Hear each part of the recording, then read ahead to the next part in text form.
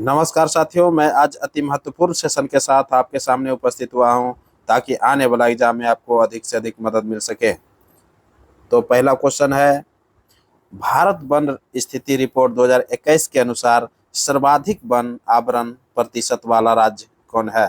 बहुत ही इंपॉर्टेंट है क्वेश्चन दोस्तों, इसलिए जो भी आप वनडे एग्जामिनेशन का तैयारी कर रहे हैं सभी वीडियो देखने का प्रयास कीजिए।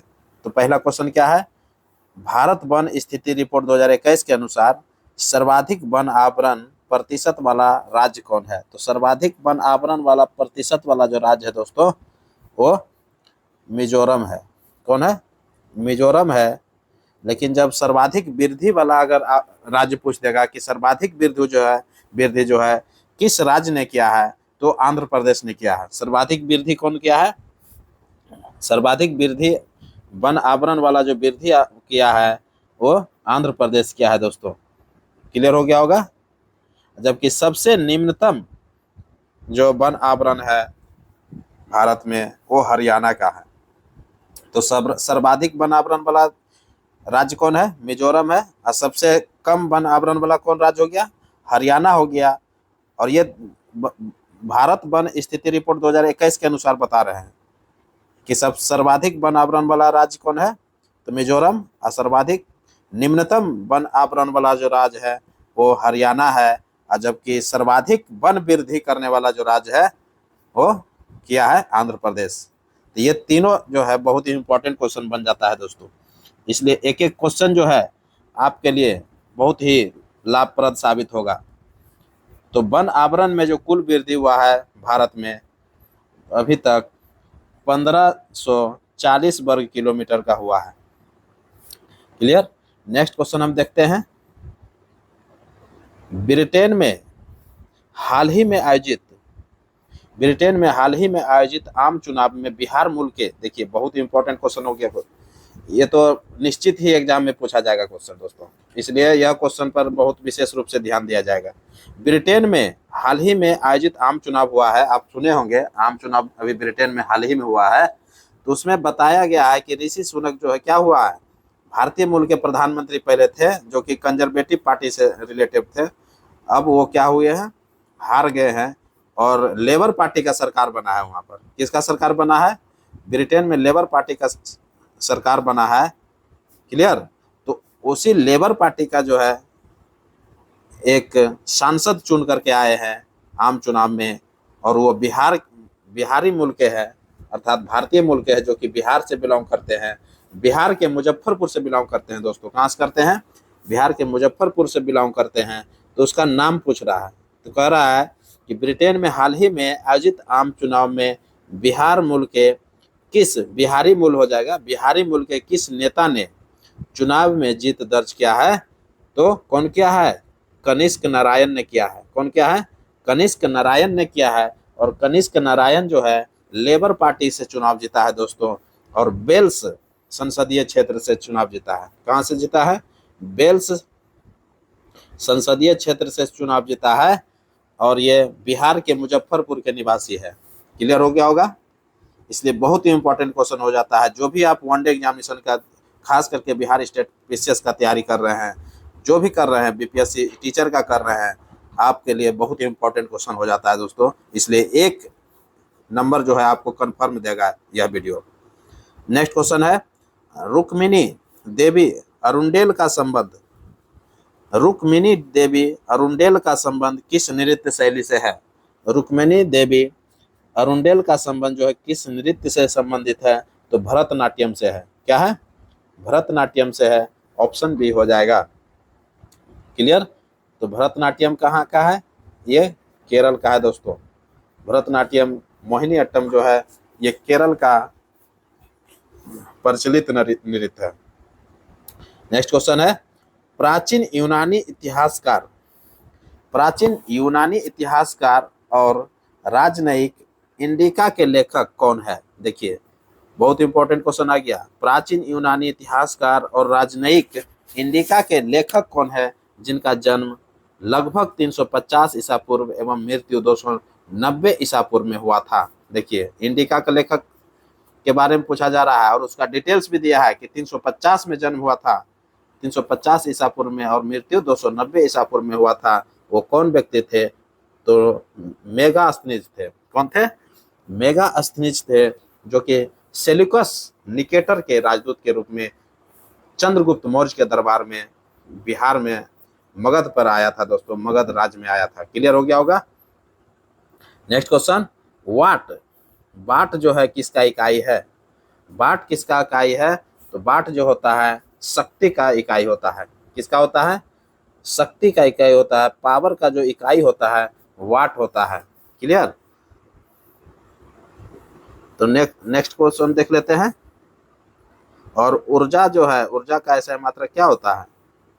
जूल होता है। और प्रतिरोध जो है इसका ऐसा मात्रा क्या होता है? ओम होता है। ये ध्यान रखिएगा। नेक्स्ट क्वेश्चन है, नुआखाई त्योहार किस राज्य का है? नुआखाई त्योहार जो है किस राज्य का है? तो नुआखाई त्योहार जो है ये उड़ीसा राज्य का है दोस्तों। कहाँ का है? उड़ीसा का है। नुआखाई त्योहार है, ये बहुत ही इंपॉर्टेंट त्योहार है जो कि उड़ीसा में मनाया जाता है। ऑप्शन ए हो जाएगा। नेक्स्ट क्वेश्चन है, अंतर्राष्ट्रीय महिला दिवस कब मनाया जाता है? बहुत ही इंपॉर्टेंट क्वेश्चन। अंतर्राष्ट्रीय महिला दिवस कब मनाया जाता है? तो 8 मार्च को मनाया जाता है दोस्तों।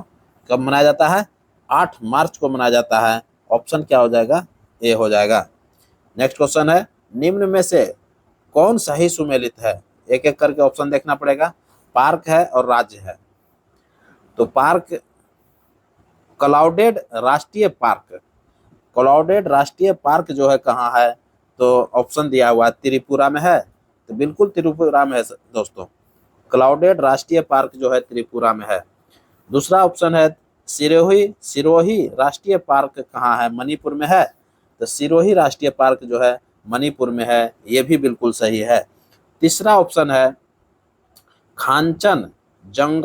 खांचनजोंगा राष्ट्रीय पार्क कहाँ है? तो सिक्किम में है, ये भी सही है। तो ये जो है तीनों ऑप्शन क्या हो गया? बिल्कुल सही है, अर्थात उपर्युक्त में से एक से अधिक आंसर हो जाएगा। क्लियर। नेक्स्ट क्वेश्चन है, भारतीय संगीत में कव्वाली गायन शैली को प्रचलित किया था? किसने किया था? भारतीय संगीत में जो है कव्वाली सुनते हैं जब हम लोग जाते हैं सुनने के लिए, तो कव्वाली कभी कभी सुनाया जाता है। तो कौन सा ये गायन शैली है जो कि प्रचलित किसने किया था? तो अमीर खुसरो ने किया था। किसने किया था? अमीर खुसरो ने किया था। अमीर खुसरो जो है तबला एवं सितार के भी जादूगर के रूप में जाना जाता है। क्लियर। नेक्स्ट क्वेश्चन है, गंगा जमुना के संगम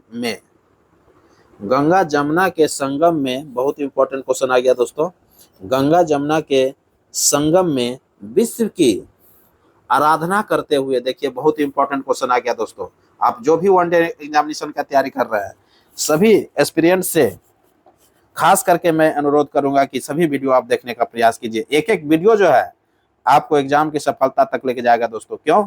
क्योंकि सभी वीडियो, सभी क्वेश्चन जो है मैं हूबहू आपको एग्जाम मॉडल ला करके दे रहा हूं, ताकि आपको कम मेहनत करने की जरूरत पड़े। तो क्वेश्चन कह रहा है कि गंगा जमुना के संगम में शिव की आराधना करते हुए अपने शरीर का जो त्याग किया था, किसने किया था? देखिए कितना बढ़िया क्वेश्चन है। और यही सब क्वेश्चन का ट्रेंड चला है आज के डेट में क्वेश्चन पूछने का। तो कह रहा है कि गंगा जमुना के संगम में शिव की आराधना करते हुए अपने शरीर का त्याग किसने किया था? तो अपने शरीर का जो त्याग किया था दोस्तों, कौन कर दिया था? तो धंग ने किया था। कौन किया था? धंग ने किया था। ऑप्शन क्या हो जाएगा? ऑप्शन बी हो जाएगा, धंग हो जाएगा, ऑप्शन बी। क्लियर।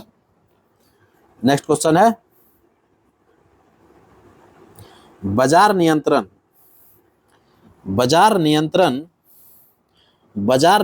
की पूरी व्यवस्था का संचालन अलाउद्दीन खिलजी के समय कौन करता था? बाजार नियंत्रण का जो पूरा व्यवस्था था उसका संचालन अलाउद्दीन खिलजी के समय में कौन करता था?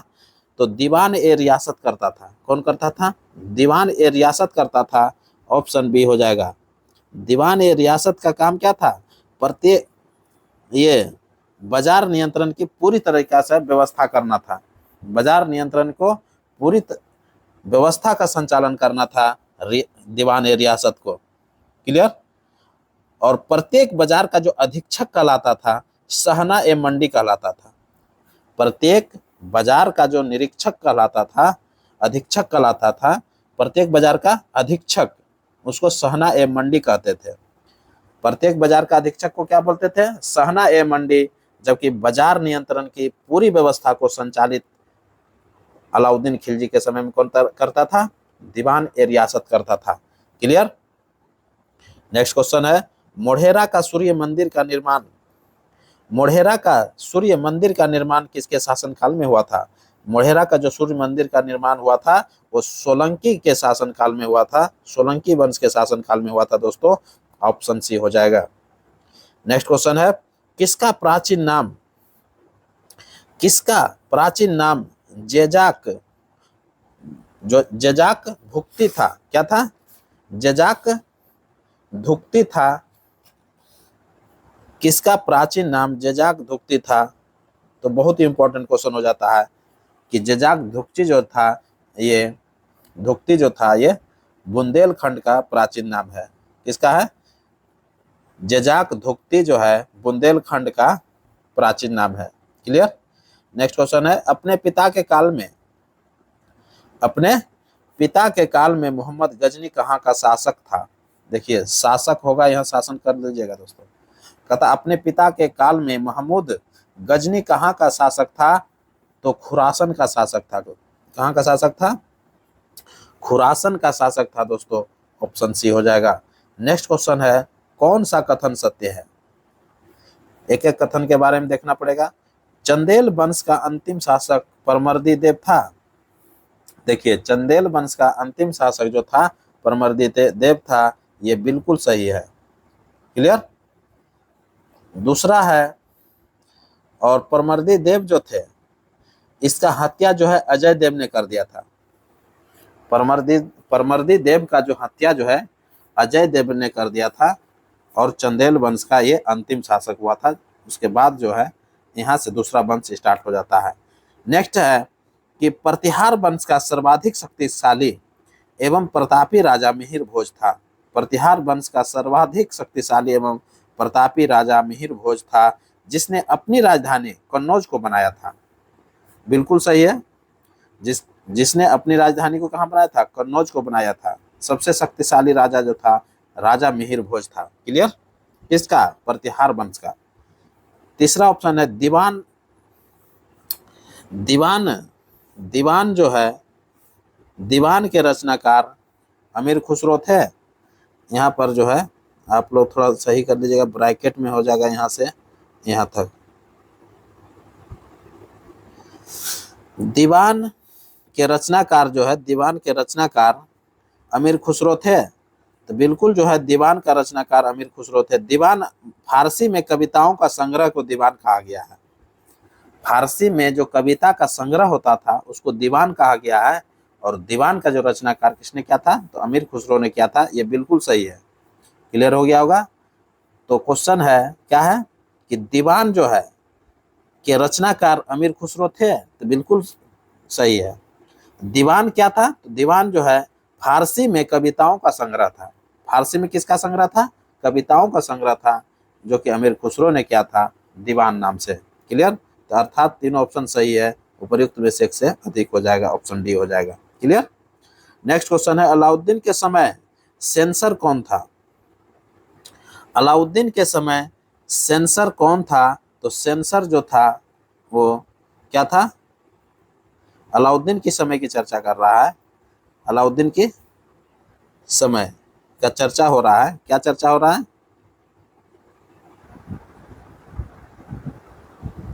ये क्वेश्चन जो है गलत टाइप कर दिया है, इसलिए नेक्स्ट क्वेश्चन पर ध्यान देते हैं हम लोग।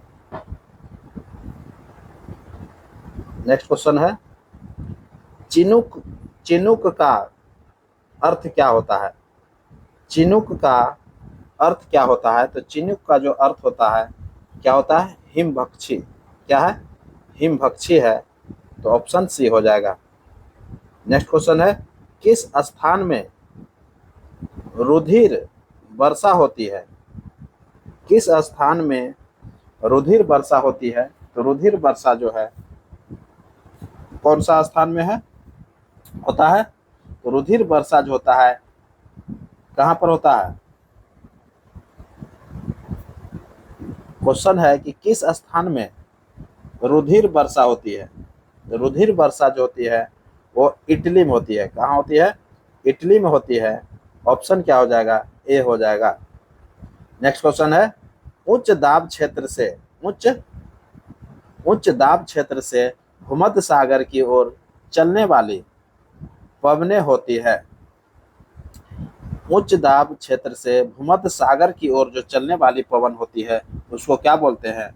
तो उसको जो है व्यापारिक पवन बोलते हैं दोस्तों। क्या बोलते हैं? व्यापारिक पवनें बोलते हैं। ऑप्शन क्या हो जाएगा? ऑप्शन बी हो जाएगा। ये पवन है, देखिए गलत टाइपिंग कर दिया है, पवन हो जाएगा। व्यापारिक पवनें हैं। उच्च दाब क्षेत्र से भूमध्य सागर की ओर जो चलने वाली पवन है उसको व्यापारिक पवन बोलते हैं। बहुत ही इंपॉर्टेंट क्वेश्चन है दोस्तों। नेक्स्ट क्वेश्चन है एल-नीनो बनती है। एल-नीनो कहाँ बनती है?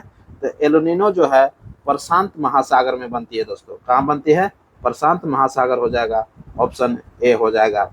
नेक्स्ट क्वेश्चन है विश्व के किस समुद्री क्षेत्र में लंबी चालीसा क्या है? लंबी चालीसा पवनें चलती है। तो विश्व के किस समुद्री क्षेत्र में लंबी चालीसा पवनें बहती है? तो हिंद महासागर में बहती है दोस्तों। कहाँ बहती है? हिंद महासागर में बहती है। अर्थात क्या हो जाएगा? ए हो जाएगा। क्लियर। नेक्स्ट क्वेश्चन है हाल ही में कहाँ हैरिस पार्क का नाम बदल करके लिटिल इंडिया कर दिया गया है? देखिए बहुत ही इंपॉर्टेंट क्वेश्चन है दोस्तों। हाल ही में कहाँ हैरिस पार्क का नाम बदल करके लिटिल इंडिया कर दिया गया है? तो ऑस्ट्रेलिया में जो है ये काम हुआ है दोस्तों। ऑस्ट्रेलिया में जो है हैरिस पार्क का नाम का एक पार्क था जिनका नाम बदल करके लिटिल इंडिया कर दिया गया है। तो ऑस्ट्रेलिया होगा। क्लियर। नेक्स्ट क्वेश्चन है नेत्रहीन टी20 वर्ल्ड कप के ब्रांड एम्बेसडर कौन है? नेत्रहीन टी20 वर्ल्ड कप के ब्रांड एम्बेसडर जो है वो क्या है? युवराज सिंह है। सभी लोग जानते हैं। नेत्रहीन टी20 वर्ल्ड कप के ब्रांड एम्बेसडर कौन है? तो युवराज सिंह है। ऑप्शन ए हो जाएगा। नेक्स्ट क्वेश्चन है जीवन की भौतिक गुणवत्ता सूचकांक किसके द्वारा विकसित किया गया है? जीवन की भौतिक गुणवत्ता सूचकांक जो है किसके द्वारा विकसित किया गया है? तो मॉरिस किसके द्वारा विकसित किया गया है? मॉरिस के द्वारा। ऑप्शन ए हो जाएगा। नेक्स्ट क्वेश्चन है हाल ही में जैविक उत्पादों के लिए भारत और किस देश के बीच पारस्परिक मान्यता समझौता हुआ है? तो हाल ही में जो जैविक उत्पादन का जो है उत्पादनों के लिए भारत और किस देश के बीच में पारस्परिक मान्यता समझौता हुआ है? तो ताइवान के बीच में हुआ है। किसके बीच में हुआ? ताइवान के बीच में हुआ है। ऑप्शन क्या हो जाएगा? ऑप्शन ए हो जाएगा। क्लियर। नेक्स्ट क्वेश्चन है हाल ही में किस राज्य में दिव्यांग छात्रों के लिए एक विश्वविद्यालय स्थापित किया जाएगा? देखिए बहुत इंपॉर्टेंट क्वेश्चन हो गया। हाल ही में किस राज्य में दिव्यांग छात्रों के लिए एक विश्वविद्यालय स्थापित किया जाएगा? तो किस राज्य में किया जाएगा दोस्तों? तो झारखंड में किया जाएगा। इसमें क्या किया जाएगा? झारखंड में किया जाएगा। अर्थात ऑप्शन ए हो जाएगा। क्लियर। नेक्स्ट क्वेश्चन है हाल ही में चर्चा में रहा शब्द बुरांश के संदर्भ में क्या सत्य है? बहुत इंपॉर्टेंट क्वेश्चन है।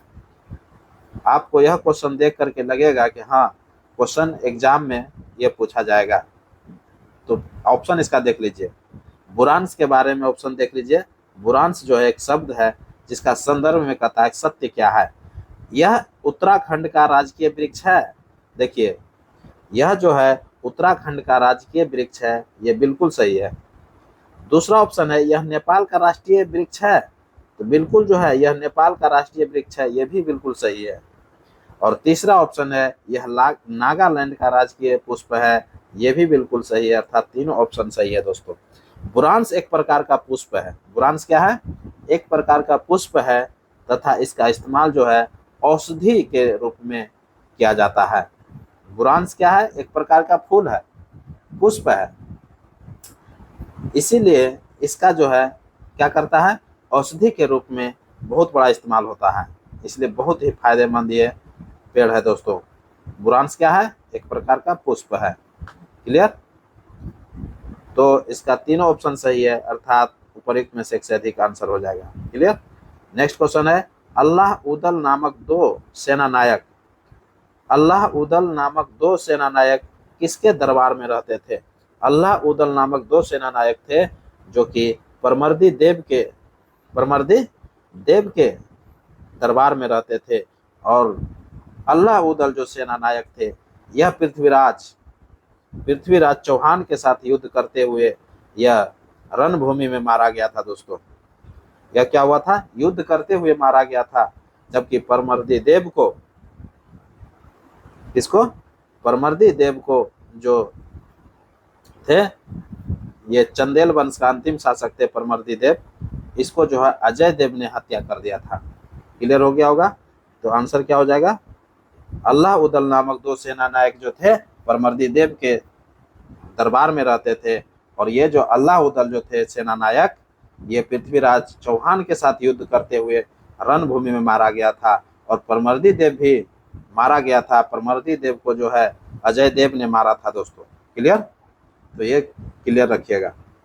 नेक्स्ट क्वेश्चन है, पंचायती राज अधिनियम किससे संबंधित है? पंचायती राज अधिनियम किससे संबंधित है? तो पंचायती राज अधिनियम जो है 73वां संविधान संशोधन से संबंधित है, अर्थात ऑप्शन ए हो जाएगा। 73वां संविधान संशोधन कब हुआ था?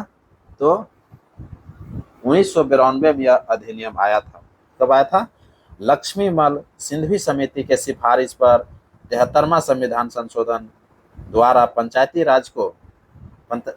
राज अधिनियम 1992 में पारित किया गया था, जिसमें से क्या था? 73वां संविधान संशोधन पंचायती राज से संबंधित है, तो क्लियर हो गया होगा। जबकि 74वां संविधान संशोधन जो है नगर पालिका से संबंधित है, जबकि 100वां संविधान संशोधन जो था वो क्या था? जीएसटी से संबंधित था। जीएसटी बोल रहे हैं, सॉरी। 100वां संविधान संशोधन जो है, 100 का जो संविधान संशोधन होता है, 100वां संविधान संशोधन, ये बहुत इंपॉर्टेंट हो जाता है।